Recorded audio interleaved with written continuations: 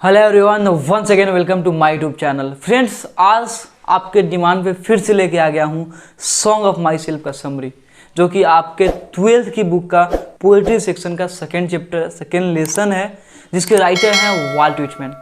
तो हम समरी जानेंगे, जो कि एकदम आसान लैंग्वेज में लिखा हुआ है, आप देख सकते हैं। इसको हम जानेंगे, समझेंगे एक एक वर्ड, ताकि आपको याद हो जाए और आप यहीं याद कर ले, आपको अलग से मेहनत करने की जरूरत नहीं पड़े। तो उससे पहले थोड़ा राइटर के बारे में जान लेते हैं कि इसके राइटर कौन है। Friends, song of my self जिसके राइटर हैं वाल्ट व्हिटमैन, जिनको लोग लोगों के कवि के नाम से जाने जाते हैं, पीपल्स पोएट। यानी इनको लोग पीपल्स पोएट कहते हैं, लोगों के कवि कहा जाता है या जन कवि कहे जाते हैं, जिनका जन्म 1819 ईस्वी में अमेरिका में हुआ था और इनकी मृत्यु 1892 ईस्वी में हुई थी। फ्रेंड्स, बता दें कि ये बहुत से काम किए हुए, जब ये 12 साल के भी नहीं हुए थे, अपने 12वें बर्थडे से पहले इन्होंने कारपेंटर का काम शुरू कर दिया था। उसके बाद ये एडिटर भी रहे हैं, प्रिंटर और टीचर भी रहे हैं। और जब अमेरिका में गृह युद्ध हुआ था, सिविल वार के दौरान ये वॉलंटियर नर्स थे, अपनी स्वेच्छा से नर्स बने और लोगों की सेवा दिए। बताते हैं कि इनकी 2 इम्पोर्टेंट बुक्स हैं, जो कलेक्शंस है पोएम्स की, जिसमें से पहला है लिव्स ऑफ ग्रास, जिसको इन्होंने 1855 ईस्वी में पब्लिश किया गया था, लेकिन अमेरिका के लोग ने उसको उतना पसंद नहीं किया। फिर इन्होंने 1881 ईस्वी में कई एडिशन के बाद पब्लिश करवाया, जो अमेरिका में तो उतना पसंद नहीं किया गया, लेकिन यूरोप में इसकी ट्रांसलेशन बहुत चली और यूरोप के लोग ने इनको, इनकी पोएम्स को, इनके कलेक्शन को, इनकी बुक्स को बहुत पसंद किया। और बाद में जाके जब इनकी मृत्यु हो गई, तो उसके बाद अमेरिका वालों को भी समझ में आया कि हाँ, बुक्स में दम था और उसको बहुत पसंद किया गया। और इनकी जो दूसरी बुक थी वो था ड्रम टैप्स, जिसको इन्होंने 1866 ईस्वी में पब्लिश कराया था। चलिए हम लोग देखते हैं कि आखिर सॉन्ग ऑफ माई सेल्फ यानी मेरी गीत, इसमें पोएट क्या कहना चाहते हैं, कैसी इनकी गीत है, क्या बात है उसमें, उसी को हम लोग देखेंगे। चलिए सॉन्ग ऑफ माई सेल्फ की समरी स्टार्ट करते हैं। Song of myself is a nice poem written by Walt Whitman. यानी सॉन्ग ऑफ माई सेल्फ जो है एक अच्छी पोएम है, जो कि किसके द्वारा लिखा गया है, written by Walt Whitman. Walt Whitman के द्वारा लिखा गया एक अच्छी पोएम है सॉन्ग ऑफ माई सेल्फ यानी मेरी गीत। He was an American poet, जो वाल्ट व्हिटमैन साहब थे, एक अमेरिकन पोएट थे, अमेरिका के पोएट थे। Who is known as people's poet. देखिए, जो कि ये अमेरिका के पोएट्स और किसके रूप में नोन एज पीपल्स पोएट, लोगों के कवि यानी जन कवि के रूप में जाने जाते थे। This poem is mainly based on universal brotherhood. ये जो पोएम है मेनली खास करके बेस्ड है, आधारित है यूनिवर्सल ब्रदरहुड। ब्रदरहुड का मतलब होता है भाईचारा, यूनिवर्सल का मतलब होता है वैश्विक, एंड पैट्रियोटिज्म और देशभक्ति पर आधारित है। यानी जो पोएम है इस पे यूनिवर्सल ब्रदरहुड यानी वैश्विक भाईचारा। अब कैसे वैश्विक भाईचारा, देखिए इस पोएम में बोलते हैं कि हर कण जो मुझसे बिलोंग करता है, ठीक उसी तरह आपसे भी बिलोंग करता है।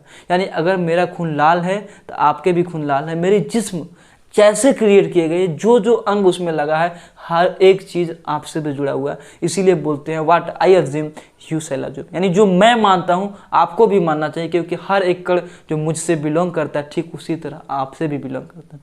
और दूसरी जगह इन्होंने बताया है कि मैं और मेरे फोर फादर अमेरिका की मिट्टी और हवा से बने हैं, तो वहाँ पर अपनी देशभक्ति भी दिखाते हैं। इसीलिए मैंने लिखा है कि जो पोएम है वो आधारित है एक तो यूनिवर्सल ब्रदरहुड भाईचारा, यानी सब कोई सेम बनाया गया, कोई अलग नहीं है, सब सेम बनाया गया, सब सेम क्रिएट किए गए और एक ही के द्वारा क्रिएट किया गया। दूसरा पैट्रियोटिज्म, देशभक्ति के बारे में बात किए हैं। चलिए, the poet says that he celebrate himself, sing himself and does not think other person different from him.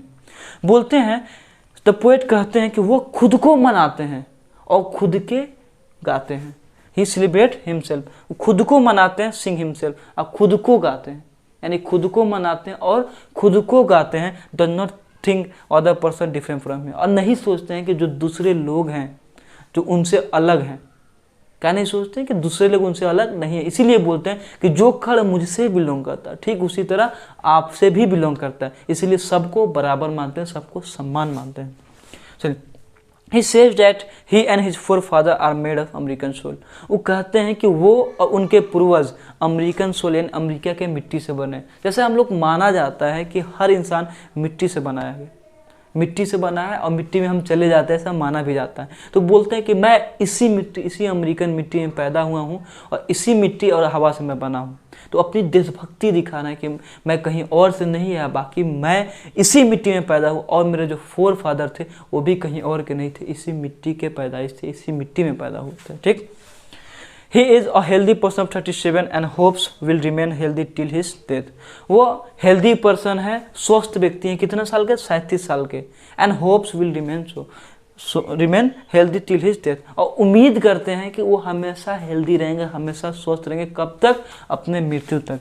देखिए वो पोएम में उन्होंने एक लाइन लिखा था कि मैं अभी 37 साल का हो गया हूँ और आज भी मैं पूरा फिट फाट हूँ, स्वस्थ हूँ, और उम्मीद है कि मैं मृत्यु तक मैं स्वस्थ ही रहूँगा, मेरा कुछ नहीं होने वाला, हेल्थ मेरा नहीं बिगड़ेगा। उसी बात को लिखा गया है कि 37 साल के हैं, ऐसा उम्मीद करते हैं कि मृत्यु तक वो स्वस्थ ही रहेंगे। ठीक है।